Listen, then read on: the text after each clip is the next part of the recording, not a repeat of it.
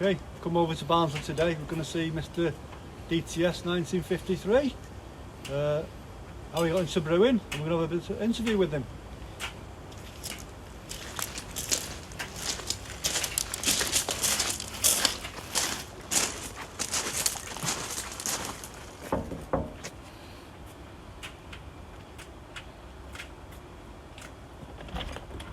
Bloody hell, I told you not come. I've just come back from South Africa on a Christian missionary. Back to where you come from. I don't know what you come here for. It's not your place to see me.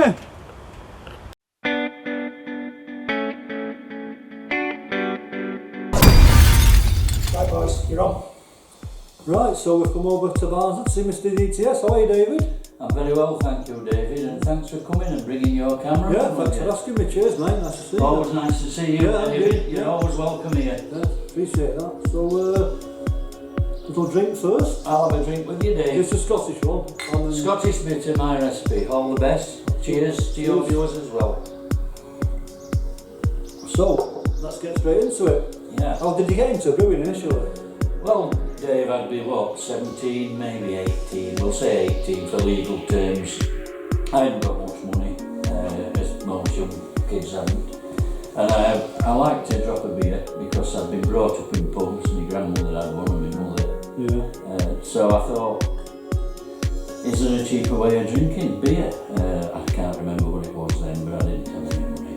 Right. So I'd been on Barnsley Market shopping with my grandmother for years. And there was always a homebrew stall from whenever I was maybe 14, 15, I can remember it. And they were selling these cans, I think it was Bulldog Bitter. Right. So I think that was my first can I bought, Bulldog Bitter. And how was it? Well, I got into trouble with my mother actually, the first time I brewed, because she came downstairs one Sunday morning and got this big pot with this malt in, and I boiled over. Made a bit of a mess on cooker top, and she was yelling and shouting. I said, oh, don't worry mother, I'm going to make some lovely beer and it'll save you some money. So I got away with that one, although I had some cleaning up to do. Anyway, I made the beer. I added a kilo of sugar, or it was £2 of sugar in that. About 1970-ish. And it was bloody awful, Dave, to be honest. I put it into pot bottles, and I was told by somebody to leave it a week. So I think I left it maybe 6, 7 days, a week, yeah, roughly that. Yeah. And we tried it.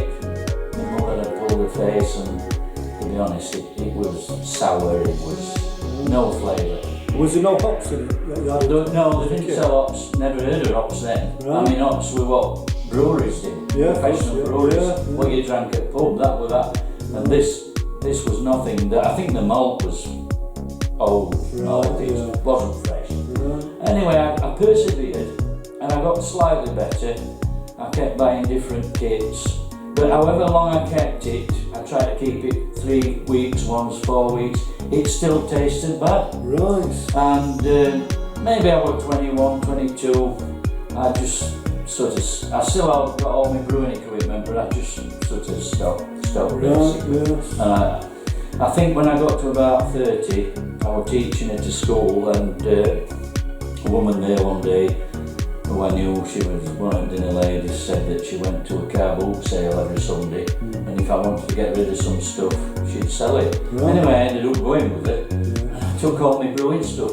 I had a little cask at that time, a little barrel, and buckets, you know, general equipment, nothing expensive. And I sold it all at one Sunday morning. Right, so that was it? And that was me done around 30 years old. So that was it.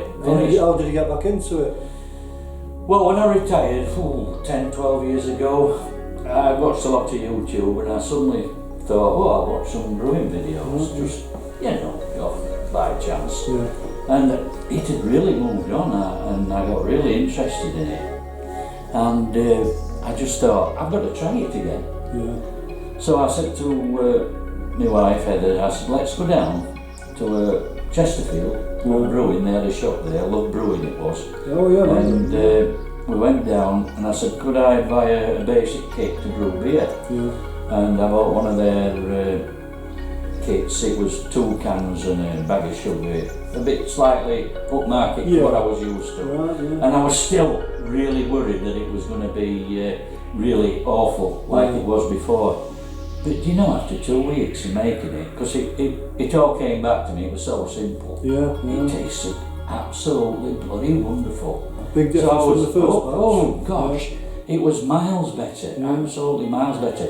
And after that, I went, after a few months of brewing kits like that, I went into this park grain brewing, where you buy a kit of, you know, where you've got 2 pouches of malt, and you also get some hops, Oh, you steep some and you bits. steep them, Yeah. and then you add the steep bit into the malt extract. Like a partial mash. Yeah, partial mash, and it was even better. Right. And then I thought, I kept watching videos and people were brewing on these all grain brewing systems, and I went down to Love Brewing and I just spent 600 quid, bought a Grainfather G30, and I've never looked back since. Right, so what made you choose the Grainfather?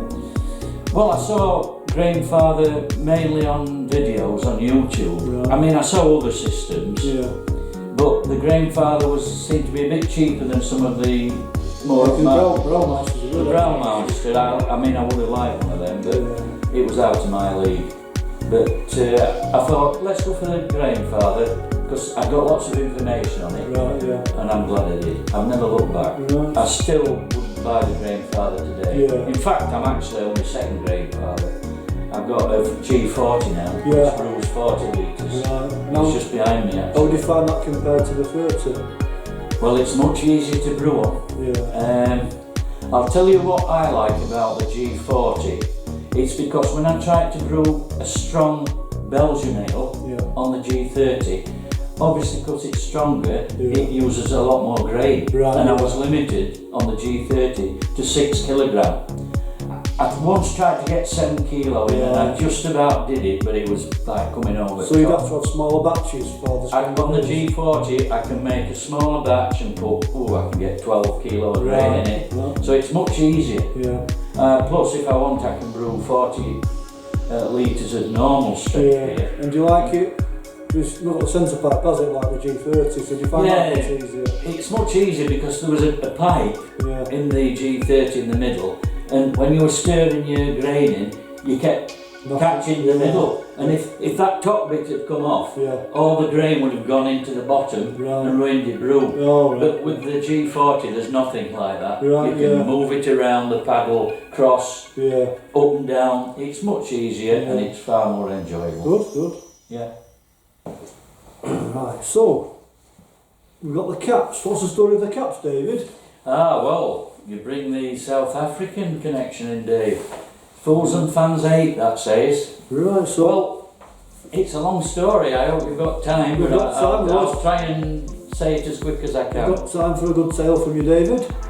Well, about, I would say 2019, I was at a stage of brewing where I was trying to replicate beers, commercial beers, Yeah. you know, things like Timothy Taylor's Landlord Yeah. or Fuller's London Pride, that sort of thing. English styles. Yeah, I was trying to replicate them. Yeah. So I even contacted one brewery, Otter Brewery in Devon, asking them if they could give me the recipe for Otter Ale.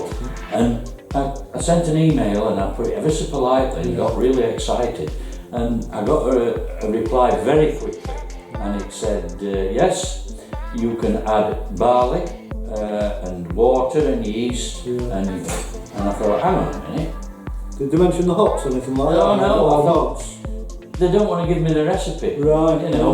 Well, they So- could have said something like, is certain, like a pale malt, Marisotta. Yeah, that's what I thought. Certain So kind of I hops thought, that well, ones. they wanted to be secretive. Yeah. So it put me off a bit, but then all of a sudden, maybe a week or two after that, I was watching YouTube and I saw this guy in South Africa, called him Mike Halls, Right. and he was promoting craft beer in Right, South yeah, Africa. yeah. And he was going round different small craft breweries Yeah. in the Western Cape, near Cape Town, that Yeah. area.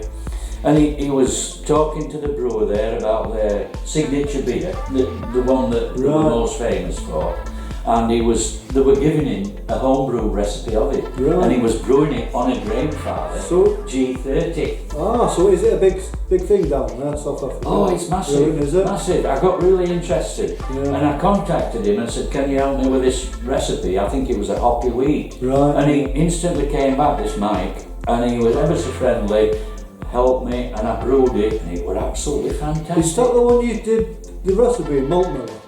Yes, I even got that recipe onto the Yeah, because you bought me a website. pack, didn't you? Yeah. Anyway, to continue there, Dave, Mike said, why don't you come to the Fools and Fans Beer Festival that we hold in April? And my friend Trevor, Yeah. he founded it, and you'd be more than welcome to come. Right, And it just so happens that the wife and I, Heather, my wife, we love South Africa. Right, I've been before. We've been twice before. Right, I've right. toured up in northern part of South Africa, Yeah. quite north of Johannesburg, Yeah. KwaZulu-Natal, all that area, Durban, plus I've done all the garden route. So I said, yeah, we'll come. Right, yeah. So in 2019, we went to this festival called the Fools and Fans, Yeah. and it was founded by a very good friend of mine, Trevor Gernholz, who Right. happens to be a very good brewer. Yeah. He's involved in commercial brewing, and for his 50th birthday, he started this beer festival Right, yeah. in a place called Greyton, Great. which is 2 hours drive from Cape Town. Right. And it's a lovely place, and it only started off small, this festival. Yeah. Then it grew and grew, and I first went in 2019, might have been the fourth So one. what about the fourth? That's the fourth. And since then I've been another 2 times. Right, yeah. I've been 3 times in total. Right. And I've got to know lots and lots of South African brewers. Yeah. I've become great friends with Mike Yeah. Halls, Yeah. and even greater friends with Trevor Gernholz. Right, so have you got Uh, more so- plans to go? We're going to go again sometime. I'm hoping to go next year. Right. It's usually the first Saturday in April. Yeah. And, well, in fact, to be honest with you, Dave, I'm going in early February, late January, Right. early February Yeah. to a few The things. festival won't be on, will it? No, I'm going back 8 weeks later Right. to the Oh, festival. right, I think it's 10th, 11th of April next Oh, year. lovely. Yeah. So yeah, I'm very heavily involved in South African Yeah. brewing. I've got more friends actually there than I Right. have here. So what are you drinking today? What's this you're drinking? This one is, it's called Dr. G's Pacific Highway, and it's a West Coast Pale Ale. Yeah. And Dr. G is Dr. Gernholz, Trevor Gernholz. Right. He's actually a doctor. Real doctor? Oh, he's a Yeah. consultant Right. in a private hospital in Cape Right. Town. But he's passionate about brewing. Yeah. He's been brewing longer than me, Right. and involved in commercial brewing as well. But his main job is a doctor, I think. Right. But this is brewed in his honour, and I've got a brand called Dr. G's actually. You might see it later. Right, look at that. So It's a bit of fun, but only my best beers are called Dr. G's. Right. So this is Dr. G's Pacific Highway West Coast Pale at 6% ABV. Cheers. Right, fellas. Hope you're enjoying the video over to David so far. Don't forget to like, comment, subscribe and share the video. Make sure you send the video clips in for the 12 Days of Christmas, and we'll see you in a bit.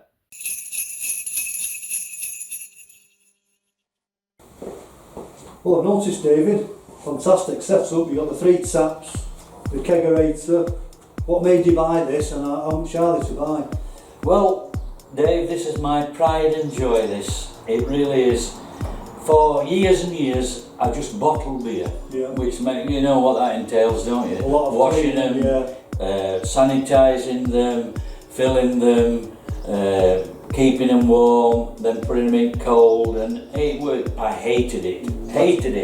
And I kept seeing people again on YouTube who got this sort of setup, and I thought, rather than build my own, I'm going to buy one because I want a small footprint. Yeah. I don't want to be building fancy stuff with taps on. Yeah.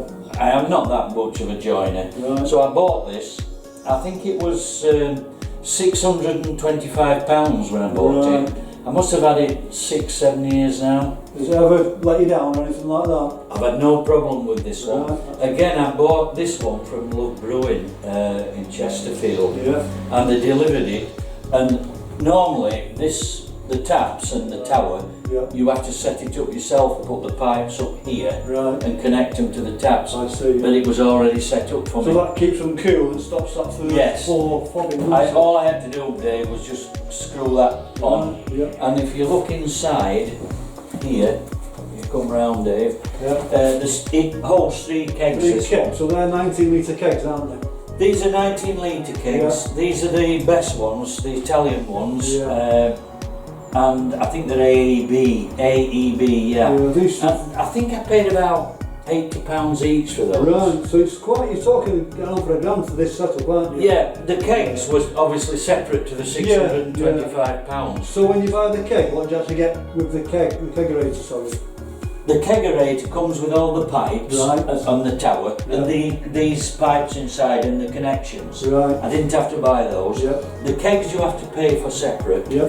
But obviously it doesn't work without gas. Gas, right, yeah. So the gas cylinder, there's one here if you look. This is a, That's CO2. yes, it's Yeah. CO2, and this is the regulator, Right.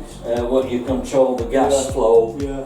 into your kegs. Right. And that costs, I think, I can't remember exactly, about £50 Yeah, that I was one. thinking £50 or The 60. keg, you have to pay £50 deposit. For the gas, yeah. So if you ever give the keg back, they'll give, technically they'll give Yeah. you the £50 back. Right. I think to refill the gas, the first time I filled it was 25 quid, Yeah. and I think the second time I filled it, it Right. went to 30 quid, Yeah. so it's going up. But it does last me at least 12 months. Oh, that's good, yeah, Yeah. that's good. I won't have to, I've had this nearly 12 months, Yeah. and the regulator tells you when you're getting empty. And I've got a local gas supplier Yeah, so down in do Barnsley. any companies supply the whole lot? The kegs, the regulator? I got kegerator? everything from the same place Right. except for the gas, So which I said I got locally. So probably talking near a grand, are you, with... Yeah, you're looking 625, Yeah. 920. Yeah, you're definitely looking at £1,000 for this setup. And was it £1,000 worth spending? Dave, I'd spend it every day of Would the you? week. Anything bar bottle. Although I have got 40 bottles Yeah. up that I did on Saturday, which was Right. a couple of days ago. Well, if you do a big batch, you could fill a keg for Yeah. 19 litres and have some bottles left, couldn't you? I can do a big batch of 40 litres and fill 2 kegs. Two in one kegs, room. yeah. Yeah. And this is the way forward for me. Right. I wouldn't want to go back to just full-time bottling. Yeah, I love it, superb. Yeah. So David, you've got 3 taps on here. We'll go 3, 2, 1. What's in the beers and what ingredients, and which one do you prefer out of the 3? Well, this is going to be my favourite segment, Dave. I'm glad you've asked this. So, let's start with this. What number did you say? Number None of it 3, matters. yes. Well, 3, 2, 1, it don't matter. Dr. This G. one is Dr. G's Scottish Bitter. Now, this is Dr. G here. This is a Right. picture of him. And it's our mate in South Africa. It's in his honour. It's a premium beer. It's my recipe, but it's based on a Scottish bitter. Right. Now you'll notice it says 4.7%. Yeah. So it's a bit lively because it was kegged, if you notice on the chart there, was kegged on the 5th of October. Right. So That's it's a bit lively, but it's clear. Yeah. Very malty on the nose. And let's, do you mind if I have a drink first, Dave? I do. We're going to pull me one, David, as well. I'm just checking it's okay. All that quality control for you. Dave, I think How is it? that's good enough. Think I'm for you worthy to of try. one? I think you're very worthy. Now it's a bit lively. That's fine by me. Let just let it settle a bit. You don't want to drink too much of this because it's so good. So, There you are, sir. right. Look at that. So Do you know what? Absolutely crystal clear. Yeah. Did you put any finings in or anything? no, like that? I like mine to be as vegan friendly. Right, yeah. I don't put any finings in. I know you can get vegan finings. Yeah, yeah. I don't bother. If you brew it correctly, all the best. Cheers, mate. Cheers. You'll have a clear beer. I'll put my spin on this one and see what it's like. Oh, it's nectar, Dave. Oh, it's lovely that. Very fruity. So, I put on here, Dave, the hops. right. Challenger, SARS which are normally getting lagers, Yeah. and Celia, Styrian So Goldings. what's giving us that citrus taste? So what do you think? I think that's the SARS in The it. SARS, right. Yeah. But yeah, that's 4.7, so it would be stronger than a beer you'd get in a pub. Yeah.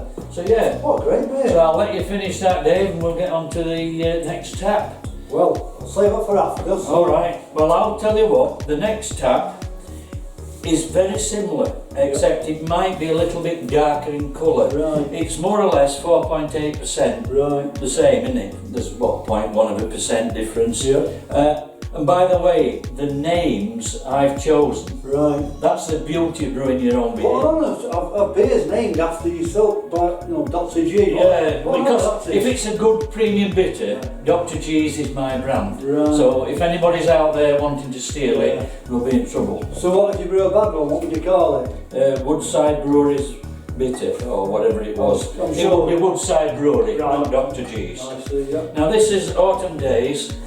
Again, it's my recipe. It's slightly darker, I think, than the first one. And that was kegged on the 14th of November. Crystal clear again. Yeah, I'll just try it, Dave, to check it's okay. Yeah. Yes, I think that's going to be okay for you. So I'll pour you a little one. Yeah. There you are, sir. Had Celia, but Yeah. it had Challenger and SARS in. Right, So there you cheers. are, Dave. Cheers, mate. Try that one. Crystal clear again. Yeah. A little bit darker, so what difference have you done with this one?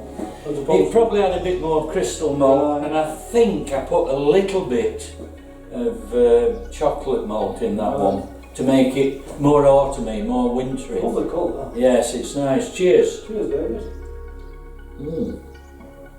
Ah, it's not bad at all, that, Dave. I'll finish mine. That's a bit sharper than the first one. But, what a great drop again. I like them all to be different. Very good. I never brew the same beer twice. Right.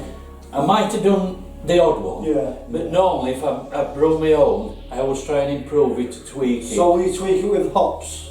Yeah, or grains, a little bit different. Yeah. It makes it more interesting Right, brewing. yeah. You know, you don't want to brew, oh, this is a great beer, I'm going to brew it again and again and again. Yeah. You don't want that. Anyway, let's move on to the next one. Tap one. So what have we got on tap one, David? Well, there's a bit poured there, but I'll move that to one side. I think I've got a glass here. This is not a bitter like the other two. Yeah. Again, you'll notice the Dr. G's because it's a premium bitter. Right. If they're not premium bitters, it's called Woodside Breweries. Ah, I see, right, yeah. But if they're very good, I put them into the Dr. G's range. So it's highly honoured there, isn't it? Yeah. This is a West Coast Pale Ale, Yeah. and it's stronger than the other two. It's 6% Ooh. ABV. Again, it's totally my recipe and it's been tweaked Yeah. a couple of times. Right. As I say, I never brew the same exactly. Right. And it's got Centennial, Columbus, Citron, Mosaic. Yeah. It's got American hops in, which are fruity and Yeah, punchy, yeah. full of vibrancy. So that'll punch your price a little bit, won't it, for a certain Yeah. style? But if you're talking about price of beers, Dave, normally you're talking 50 pence a Right. pint. But if you go onto your West Coast or your New Englands with your American hops, the price is more because the hops are more. So I don't know what this was. It might be 70 pence a pint. Right, so it wouldn't even cost a pound, would it? No. Would you say? No, let's just pull a little bit. This was actually a bit lively, Dave, Yeah. but I'll let mine settle and I'll just pull you Oh, up. that's a good one. Looks good. It was kegged on the 1st of November this year. It's a little bit lighter than the others, isn't Yes, it? it's lighter, but it's a totally different style. Yeah. The grains there'll be no crystal or Oh. chocolate. Right. It'll be something like Marisotta, light, and carapils. Almost looks like a Wheat. wine, don't you think? Have a smell, Dave, have a smell. You notice that punchy citrusy? Oh, no, that's citrus there. Yeah. Bags of it. You get that tropical, fruity flavours, don't you? Different to the English bitters. Good. Cheers, we dive in. All the best, Dave. Cheers. Oh, that's beautiful, that. You notice that citrus taste? That fruity hoppiness. That's my favourite one, number 3. Then. Yeah. Well, 6%. It's 6%. Wouldn't have too many, would you? Well, I once had 2 glasses and I was ready for bed. I'll bet, yeah. Bloody hell, David, you've got another one. 3 more taps, another kegerator. What's the difference? Well, apart from a slightly bigger size and different materials, but there is a funny story behind it, Dave. It's basically, was running out of kegs when I had 3. Right, 3 that's enough. No, because I'd run out of a keg and then I'd have to brew another keg, and it was 6 weeks Right. between brewing, keeping it maturing and that.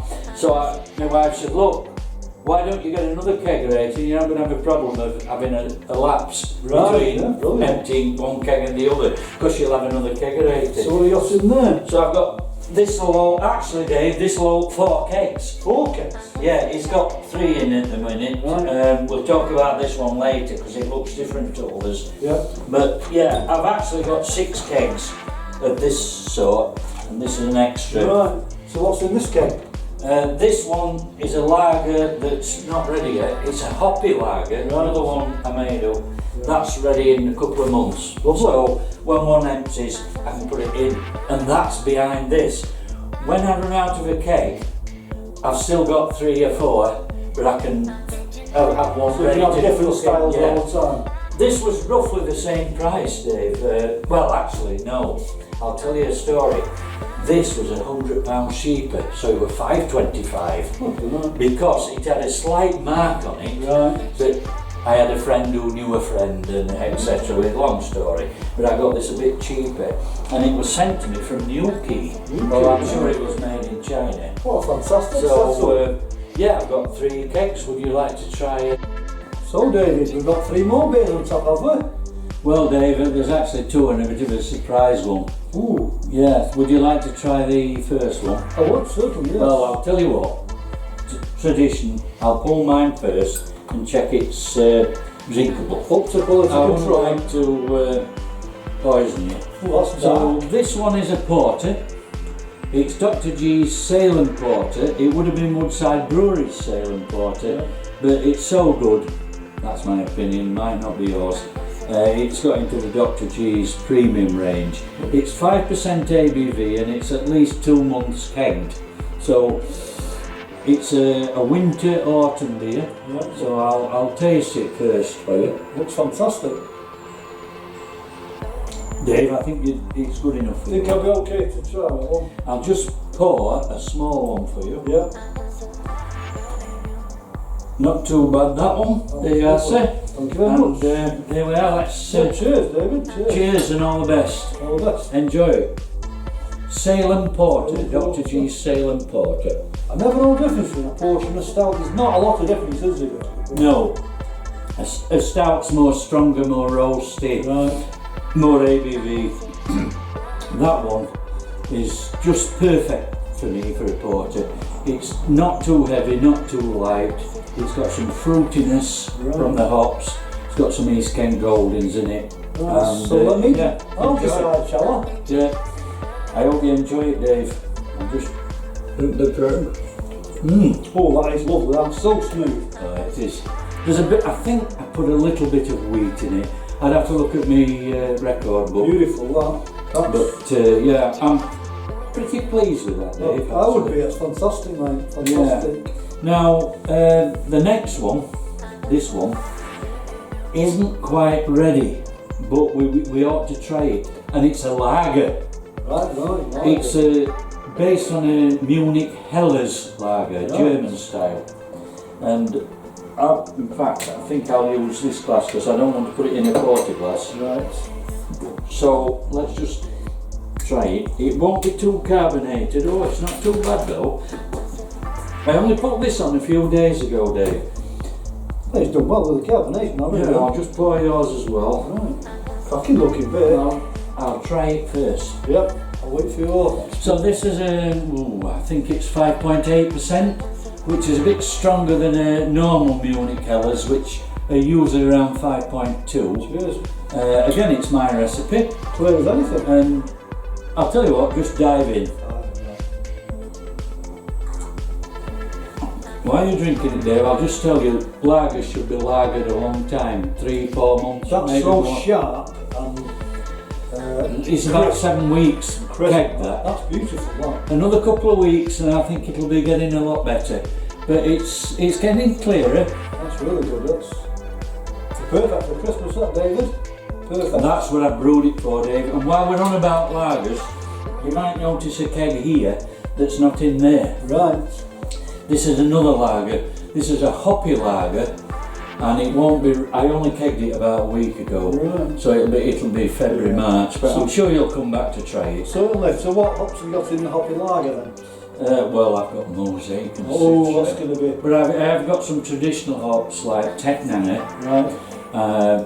at the start of the boil. Any SARS in there at all? No, it's mainly Tecknanger and Hallertauer Mittelfru, Right. and then I finished it off with mosaic and citrus Lovely. to make it hoppy, Right. which is not totally traditional, but it's different. Right, so And are that's they, what brewing's all about, stretching boundaries. so are they late edition hops or dry hops? American hops? The American hops were late edition, Yep. but the Tecknanger, the traditional hops, Yeah. and the Hallertauer Mittelfru were early boil. Right. But I finished it off with the American hops, That's the late edition. That's fantastic. But that's it for another day. Beautiful. This is a traditional one with your traditional hops. Really nice. Yeah. So I'm waiting now. What's the surprise? Well, Dave, if I open this again, you'll notice if you look down there, there is a little brown plastic oxybar keg. Ah, right. So And how many litres are in there then? that holds 8 litres. 8 litres. I bought it from the supplier really to put cleaning fluid in so I could clean all my pipes out. Right. Yeah. But my wife sometimes likes something different to beer. Right. So she asked me to put some wine Ooh. into it. Why not that? So this is actually Sauvignon Blanc, which we've made ourselves, and we put it in the keg and put gas on it, so it's a fizzy wine. That's lovely, that. And it's 12%. Ooh, flipping that. Now I'm going to have a drink, you'll have to drink from the same glass. Yep. But if it's good enough, I'll let you have a taste. If it isn't, I'll drink it off. Don't drink myself. lots of wine, but I do like the odd one. Do you want me to carry on drinking it, Dave, or do you Oh, want give us a bit. Come on. Thank you. Dave, that's delicious. I do like a glass of wine as well as beer. Beautiful, That's 12%. what a cracking drink that is. That, I'm not saying it tastes like champagne, but it's very, very Not similar. far off, is it? So if you get somebody who comes one night, sits in here and chatting, they don't drink beer, do you like wine? You can pour them a glass Well, not of everybody wine. likes beer, do they? People like a glass of wine, So don't they? that's it, that's my setup. Can you Brilliant. just say that wine strong as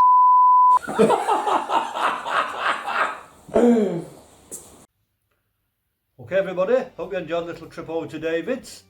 Great day out. But I can tell you now, only one remains sober. Me. Them two are farts. Yeah. I think I got the short end of the straw there.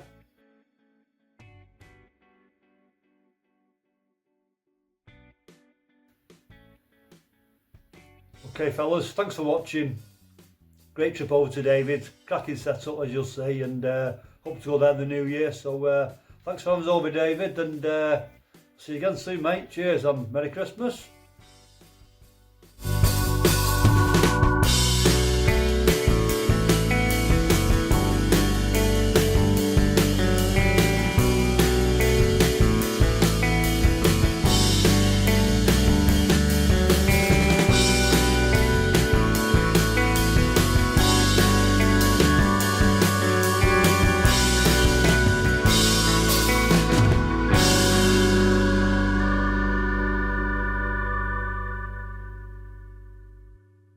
What was that? It's a bit my own. It looks like a masturbation. I'm used to that now, Dave.